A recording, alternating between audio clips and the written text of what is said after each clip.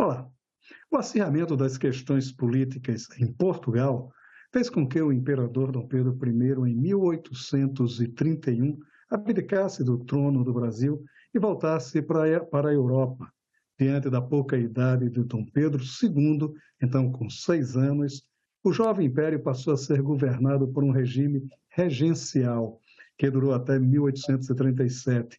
Este período conturbado está analisado e retratado no livro A Politização das Ruas, lançado pelo Senado Federal dentro das comemorações do bicentenário da Independência. Nossa conversa de hoje é com o professor e historiador Marcelo Basile, autor do livro A Politização das Ruas. Marcelo, a gente poderia começar um pouco essa conversa falando sobre o que foi essa abdicação de Dom Pedro. É uma coisa muito bem analisada no livro, porque Dom Pedro teve que se ausentar do Brasil 9 anos depois de ter proclamado a independência. Bom, a abdicação de Dom Pedro, ela envolve uma série de fatores, né, que, na verdade, a gente pode dizer que todo o governo de Dom Pedro I foi marcado por uma sucessão de crises. Ele, já logo pouco depois da proclamação da independência, ele dissolve a Assembleia Constituinte que ele havia mesmo convocado. Essa dissolução gerou já uma crise muito grande, não convoca uma outra Assembleia Constituinte para elaborar a Constituição, então é feita ele convoca uma espécie de Conselho de Estado, né, com 10 membros para elaborar uma nova Constituição. Essa Constituição é outorgada, não é promulgada por uma Assembleia Constituinte.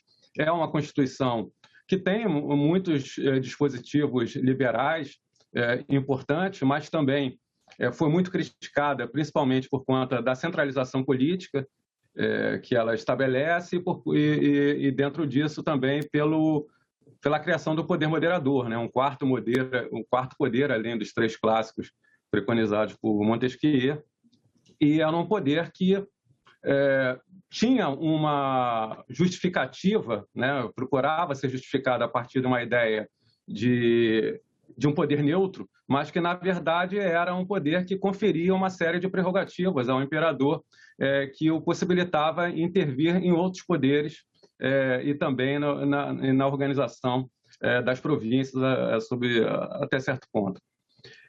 Então, o governo dele já começa com esses problemas, outros problemas se somam a isso, o Tratado de Reconhecimento da Independência com a Inglaterra, porque tinha um dispositivo que previa a abolição futura do tráfico negreiro, o próprio pagamento de uma indenização a Portugal em troca do reconhecimento da independência de 2 milhões de libras.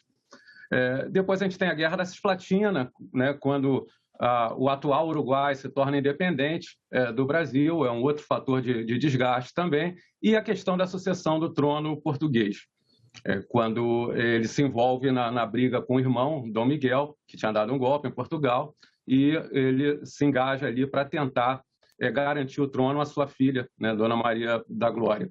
E todos esses acontecimentos são muito explorados pela imprensa, pelo parlamento, que é reaberto em 1826, e tudo isso é muito explorado.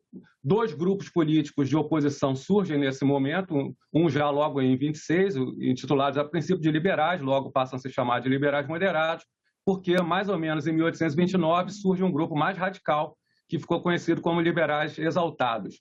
E esses grupos fazem um combate sem trégua a Dom Pedro, principalmente os exaltados, com um discurso revolucionário, inclusive. Isso tudo vai minando pouco a pouco, desgastando a imagem de Dom Pedro. Em 1830 a gente tem uma onda de revoluções liberais na Europa, principalmente na França, e que também anima muito essa oposição ao Dom Pedro. E aí começa aí toda uma mobilização nas ruas, no parlamento, na imprensa, que pouco a pouco acabam levando à abdicação de Dom Pedro. E o seu livro e ainda tinha a questão da pouca idade do sucessor, né, Dom Pedro II, ainda Dom Pedro, né? Ainda um príncipe. E aí, a partir daí, ele tinha 6 anos, né? Quando o pai abdica, vai embora para a Europa, né? Para retomar o reino português, o trono português, e aí cria-se a regência. O que é o regime regencial nesse período? A regência era um dispositivo previsto na Constituição em caso de vacância do trono por abdicação, morte, né? E quando o sucessor fosse menor de idade. Era o caso de Dom Pedro II, né? Do futuro Dom Pedro II, tinha 5 anos, e aí se constitui, como a abdicação ela se dá em 7 de abril de 1831, no momento em que o parlamento estava em recesso, né? As atividades parlamentares começavam em maio. Aqueles parlamentares que estavam no Rio de Janeiro naquele momento se reúnem às pressas, né? Já na manhã, a abdicação é na madrugada, né? De 6 para 7 de abril, já na manhã eles elegem entre eles uma chamada regência trina provisória, que depois, no meio do ano, uma nova composta chamada de regência trina permanente. Acontece que essa regência deveria durar até a maioridade de Pedro II, que pela Constituição seria os 18 anos de idade. Acontece que, no meio nesse ínterim todo, em 1834 é aprovada uma reforma na Constituição, o ato adicional à Constituição, que modifica a composição da regência. Ela passa a ser uma regência una e eleita. Né? As regências trinas tinham sido escolhidas pelos próprios parlamentares. A regência una passa a ser eleita popularmente. E o primeiro regente é o Diogo Feijó, o padre Diogo Feijó, que começa, né, a sua regência em 1835, mas em setembro de 37 ele renuncia, novas eleições são convocadas e o regente Araújo Lima, que já estava interinamente no cargo, assume a regência. Esse período ele só termina com o chamado golpe da maioridade, porque acaba que a maioridade é antecipada, né? Deveria ser, pela lei, pela Constituição, deveria ser só aos 18 anos, mas Dom Pedro acaba assumindo aí às vésperas de completar 15 anos de idade. Os 14 anos, né? E foi um período muito conturbado, né? Talvez daí tenha aberto os caminhos para que haja o chamado golpe da maioridade, né? Porque havia uma guerra muito intensa entre liberais, né, e conservadores, né?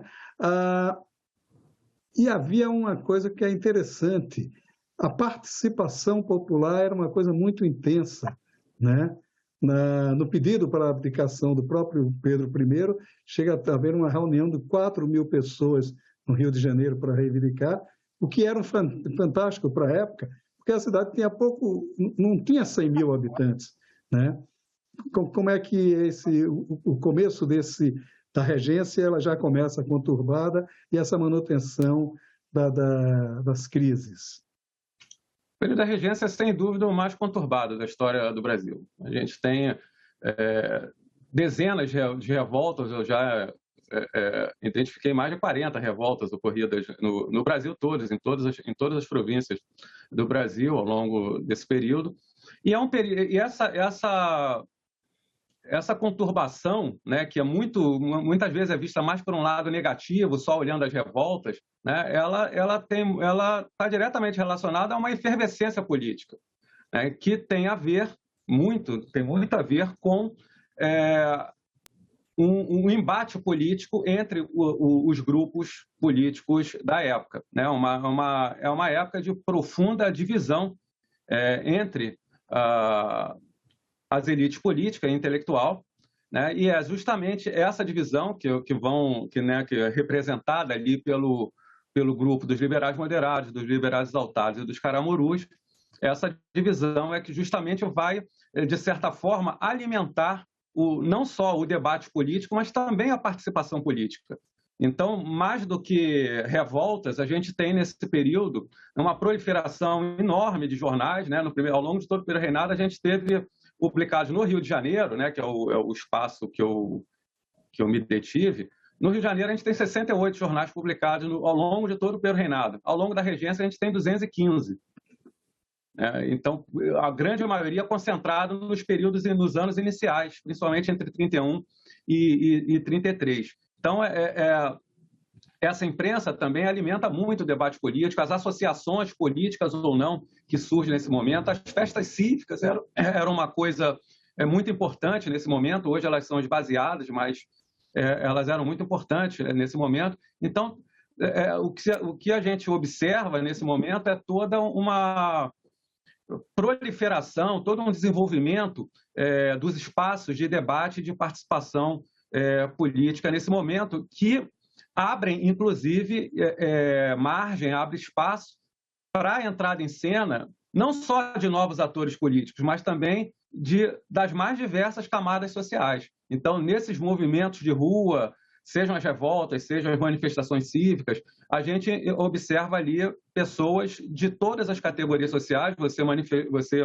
lembrou aí a manifestação do dia 7 de abril, né, com 4 mil pessoas, é um número realmente impressionante. A gente tem uma outra em julho de 31 também, com cerca de 4 mil pessoas, e os relatos apontam para a presença das mais diversas camadas sociais.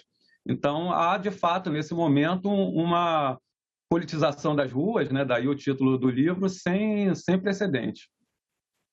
Há um fato curiosíssimo, porque a gente está vivendo ali um momento muito tenso, onde os países da América Espanhola, a América Espanhola, ela acaba se repartindo em várias repúblicas e vários países.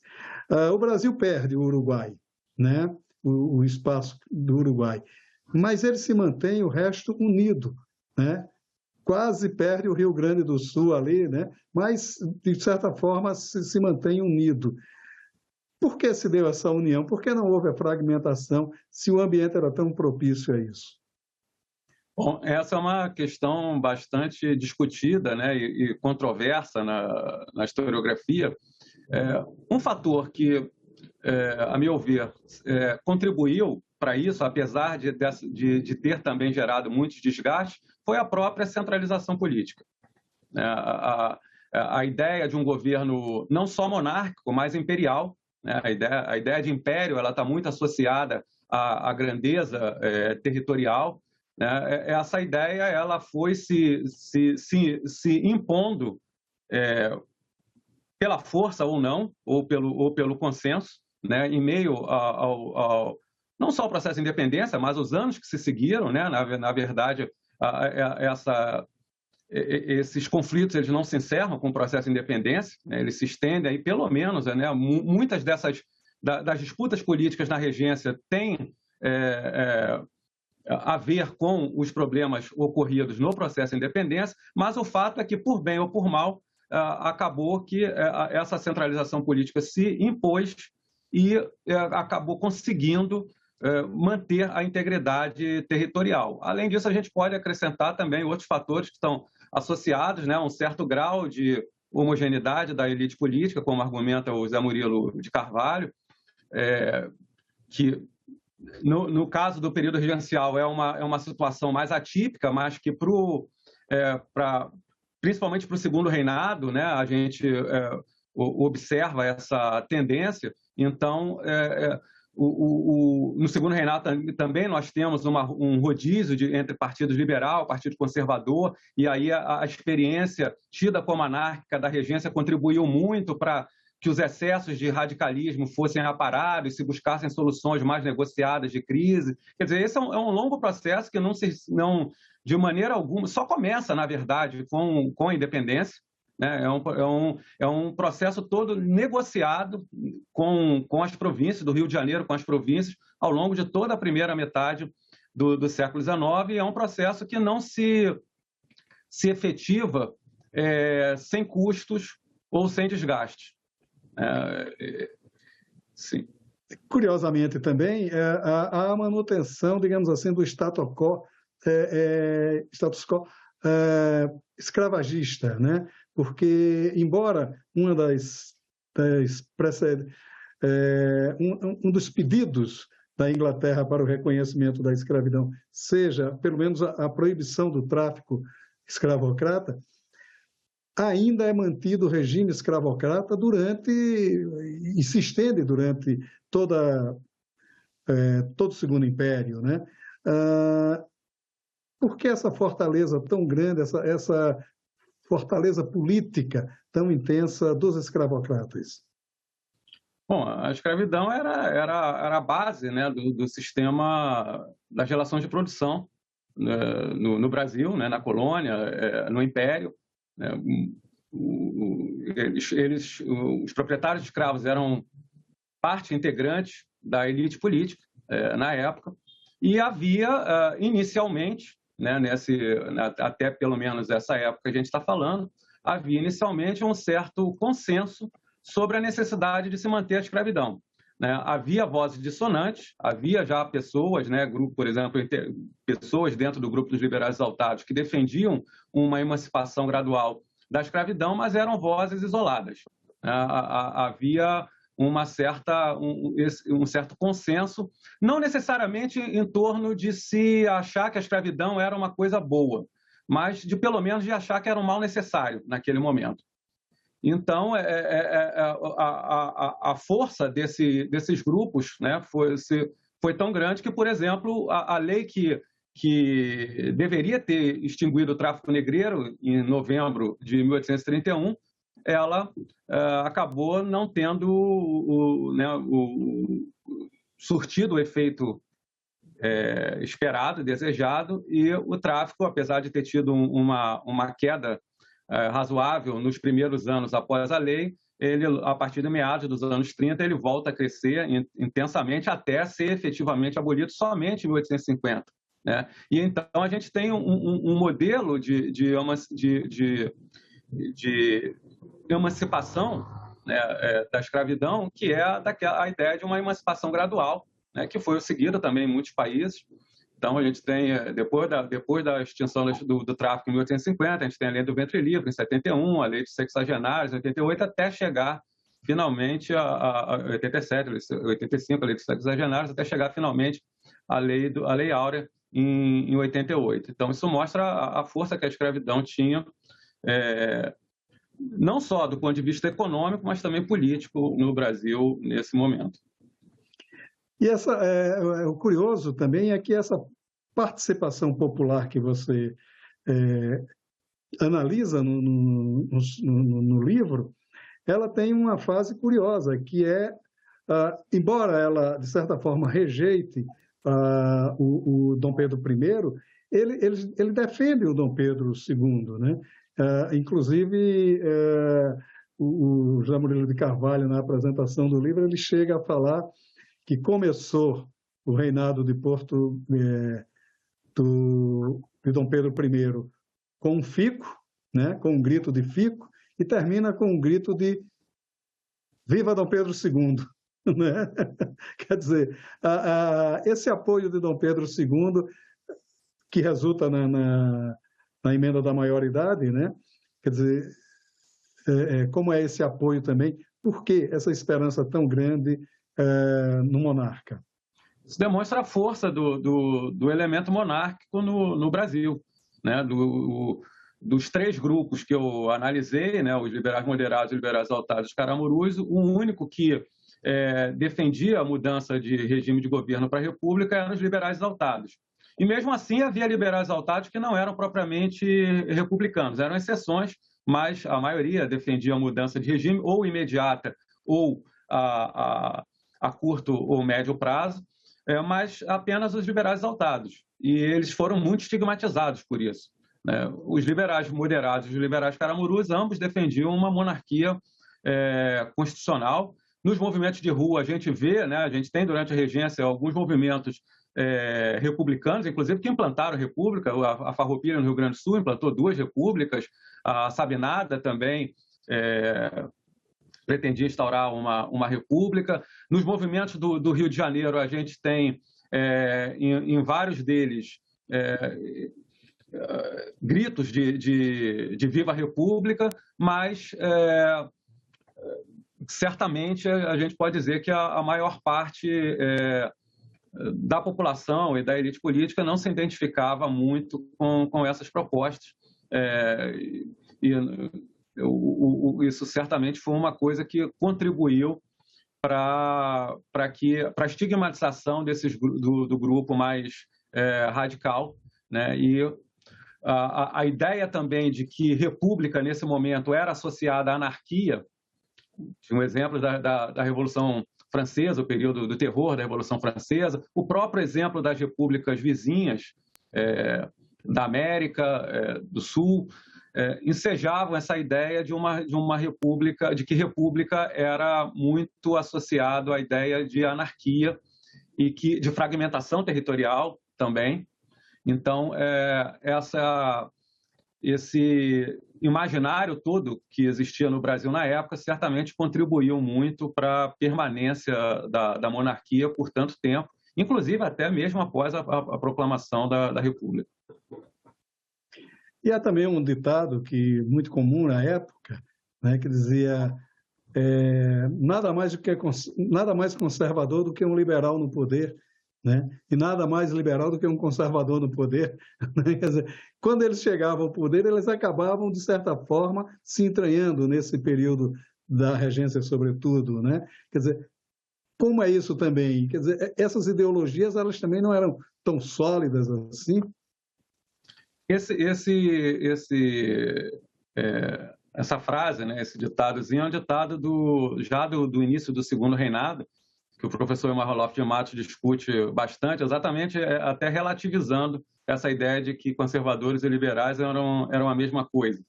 Para o período que eu tratei, um pouco antes disso, essas divisões políticas eram muito mais acentuadas. A gente tinha projetos políticos mais diversos do que o que veio acontecer no Segundo Reinado. E foi justamente em torno dessa diversidade de projetos políticos que se davam grande parte dessas disputas políticas tão violentas, né, que marcaram o período regencial. É uma das marcas do período regencial, é exatamente isso. Então, eram projetos diferentes, com propostas bem diferentes, mas que acabaram, quer dizer, no caso daqueles que defendiam uma mudança mais radical no sistema político, acabou se impondo, né, a preservação de uma monarquia constitucional, representativa, embora com certas mudanças no sistema. O ato adicional que eu mencionei anteriormente, ele opera uma certa descentralização, no sentido de conferir maiores poderes às províncias. Né? Mas isso depois também é revisto já no Segundo Reinado. Então, o período regencial ele acaba sendo um período bem peculiar na história do Brasil, se a gente compara com a experiência política do Primeiro Reinado ou com a experiência política do Segundo Reinado. José Murilo de Carvalho defende que essa participação popular tão intensa, ela fica calada praticamente durante 100 anos, só volta a se manifestar na Revolução de 30, né? Que durante todo o Segundo Reinado e toda a Primeira República, a participação, todo jogo político se decide na elite, que a participação popular praticamente silencia. Por quê? Bom, a minha hipótese é de que os momentos em que há uma maior participação popular são justamente momentos em que se observa uma maior divisão entre as elites. Essas elites acabam abrindo brechas, né, para uma maior participação popular, né, que é muito alimentada também pelos espaços de ação política, pela imprensa, pelas associações, pelos movimentos de rua. Tudo isso vem a fomentar, né, a participação popular. A participação popular, na verdade, ela sempre ocorre, mas ela em outros momentos, ela tende a ser mais, ela se dá de forma mais, digamos, comedida. Então, esse é um ponto que a historiografia tem sido revista bastante pela historiografia brasileira, né? A gente está agora tratando do bicentenário da independência, e o que a gente tem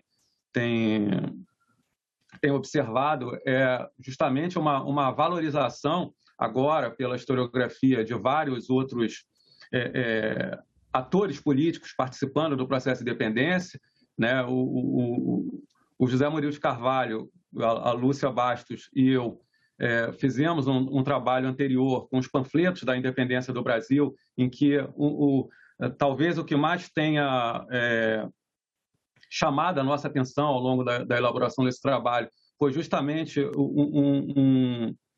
uma certa mudança de perspectiva sobre o processo de independência, né? Mostrando que ele foi muito mais amplo do ponto de vista de participação de camadas sociais do que se acreditava até então. E isso não acaba com a independência, né? O primeiro reinado é um momento de maior compressão nesse sentido, mas o trabalho da Gleide Ribeiro procura mostrar exatamente como que essa participação, de certa forma, continua, mas, a meu ver, os momentos onde há realmente uma maior intensificação da participação popular, uma politização das ruas, se quisermos chamar assim, coincidem com momentos em que há uma maior divisão dentro das elites política e intelectual. A gente observa isso de maneira mais tímida, mais decisiva no processo de independência, a gente observa isso, sobretudo na regência.